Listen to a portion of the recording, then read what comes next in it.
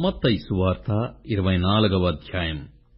యేసు దేవాలయము నుండి బయలుదేరి వెళ్ళుచుండగా ఆయన శిష్యులు ఆ దేవాలయపు కట్టడములు ఆయనకు చూపించవచ్చిరి.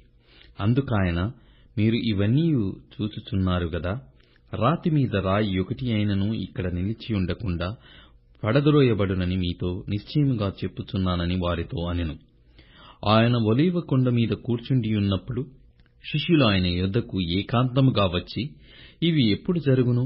నీ రాకడకును ఈ యుగ సమాప్తికిని సూచన లేవని మాతో చెప్పమనగా, యేసు వారితో ఇట్లనెను, ఎవడునూ మిమ్మును మోసపరచకుండా చూచుకొనుడి. అనేకులు నా పేరట వచ్చి నేనే క్రీస్తునని చెప్పి పలువురిని మోసపరచెదరు. మరియు మీరు యుద్ధములను గూర్చియు యుద్ధ సమాచారములను గూర్చియు వినబోదురు. మీరు కలవరపడకుండా చూచుకొనుడి. ఇవి జరగవలసి ఉన్నవి గాని అంతము వెంటనే రాదు. జనము మీదికి జనమును, రాజ్యము మీదికి రాజ్యమును లేచును. అక్కడక్కడ కరువులను, భూకంపములను కలుగును. ఇవన్నీయు వేదనలకు ప్రారంభము. అప్పుడు జనులు మిమ్మును శ్రమల పాలు చేసి చంపెదరు. మీరు నా నామము నిమిత్తము సకల జనముల చేత ద్వేషింపబడుదురు. అనేకులకు అభ్యంతరపడి ఒకనికొకడు అప్పగించి ఒకనినొకడు ద్వేషింతురు. అనేకులైన అబద్ధ ప్రవక్తలు వచ్చి పలువురిని మోసపరిచెదరు. అక్రమము విస్తరించుట చేత అనేకుల ప్రేమ చల్లారును. అంతము వరకు సహించువాడెవడో వాడే రక్షింపబడును.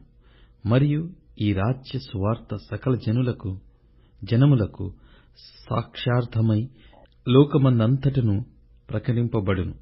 అటు తరువాత అంతము వచ్చును. కాబట్టి ప్రవక్త అయిన దానియేలు ద్వారా చెప్పబడిన నాశనకరమైన హేయ వస్తువు పరిశుద్ధ స్థలమందు నిలుచుట మీరు చూడగానే చదువువాడు గ్రహించుగాక. యూదయలో ఉండువారు కొండలకు పారిపోవలెను. మిద్దె మీద ఉండువాడు తన ఇంటిలో నుండి ఏదైనను తీసుకుని పోవుటకు దిగకూడదు. పొలములో ఉండువాడు తన బట్టలు తీసుకొని పోవుటకు ఇంటికి రాకూడదు. అయ్యో, ఆ దినములలో గర్భిణీలకును పాలిచ్చువారికిని శ్రమ. అప్పుడు మహాశ్రమ కలుగును గనుక మీరు పారిపోవుట చలికాలమందైనను విశ్రాంతి దినమందైనను సంభవింపకుండవలెనని ప్రార్థించుడి. లోకారంభము నుండి ఇప్పటి వరకును అట్టి శ్రమ కలగలేదు, ఇక ఎప్పుడునూ కలగబోదు. ఆ దినములు తక్కువ చేయబడకపోయిన ఎడల ఏ శరీరియు తప్పించుకొనడు. ఏర్పరచబడిన వారి నిమిత్తము ఆ దినములు తక్కువ చేయబడును. ఆ కాలమందు ఎవడైనను, ఇదిగో క్రీస్తు ఇక్కడ ఉన్నాడు, అక్కడ ఉన్నాడు అని చెప్పిన ఎడల నమ్మకుడి. అబద్ధపు క్రీస్తులను, అబద్ధపు ప్రవక్తలను వచ్చి సాధ్యమైతే ఏర్పరచబడిన వారిని సహితము మోసపరచుటకై గొప్ప సూచక క్రియలను, మహత్కార్యములను కనపరచెదరు. ఇదిగో ముందుగా నేను మీతో చెప్పియున్నాను. కాబట్టి ఎవరైనను ఇదిగో అరణ్యములో ఉన్నాడని మీతో చెప్పినను వెళ్ళకుడి. ఇదిగో లోపలి గడియలో ఉన్నాడని చెప్పినను నమ్మకుడి. మెరుపు తూర్పున పుట్టి పడమటి వరకు ఎలాగు కనబడదో అలాగే మనుష్య కుమారుని రాకడయు నుండును. పీనుగ ఎక్కడ ఉన్నదో అక్కడ గద్దెలు పోగవును. ఆ దినముల శ్రమ ముగిసిన వెంటనే చీకటి సూర్యుని కమ్మును, చంద్రుడు కాంతిని ఇయ్యడు, ఆకాశము నుండి నక్షత్రములు రాలును, ఆకాశమందలి శక్తులు కదిలింపబడును. అప్పుడు మనిషి కుమారుని సూచన ఆకాశమందు కనబడును. అప్పుడు మనిషి కుమారుడు ప్రభావముతోనూ మహామహిమతోనూ ఆకాశ మేఘారూఢుడై వచ్చుట చూచి భూమి మీదున్న సకల గోత్రముల వారు రొమ్ము కొట్టుకొందురు. మరియు ఆయన గొప్ప బూరతో తన దూతలను పంపును.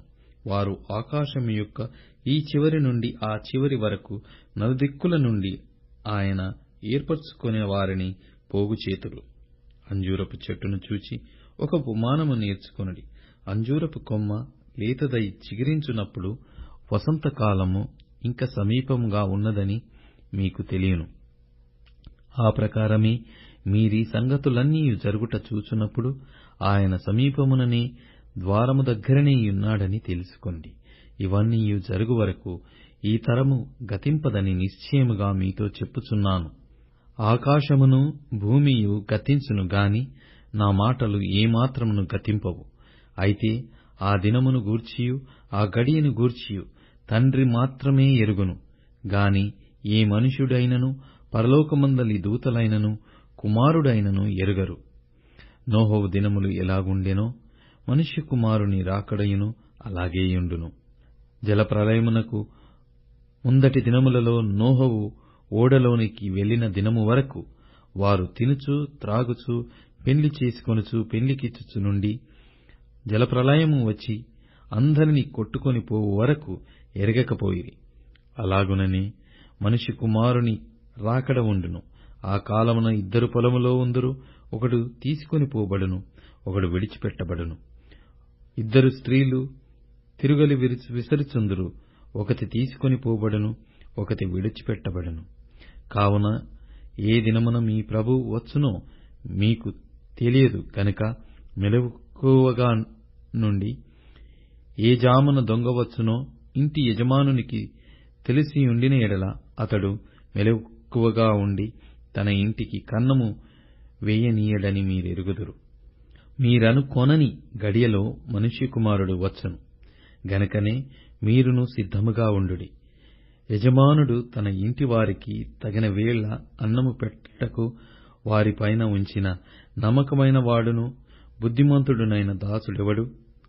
యజమానుడు వచ్చినప్పుడు ఏ దాసుడు ఈలాగు చేయుచుండుట అతడు కనుగొనునో ఆ దాసుడు ధన్యుడు. అతడు తన యావదాస్తి మీద వాని నుంచునని మీతో నిశ్చయముగా చెప్పుచున్నాను. అయితే దుష్టుడైన ఒక దాసుడు నా యజమానుడు ఆలస్యము చేయుచున్నాడని తన మనసులో అనుకొని తన తోడి దాసులను కొట్ట మొదలుపెట్టి త్రాగుబోతులతో తినుచు త్రాగుచునుంటే ఆ దాసుడు కనిపెట్టని దినములలోనూ వాడనుకొనని గడియలోనూ వాని యజమానుడు వచ్చి వానిని నరికించి వేషధారులతో కూడా వానికి పాలు నియమించును. అక్కడ ఏడుపును పండ్లు కొరుకుటయును నుండును.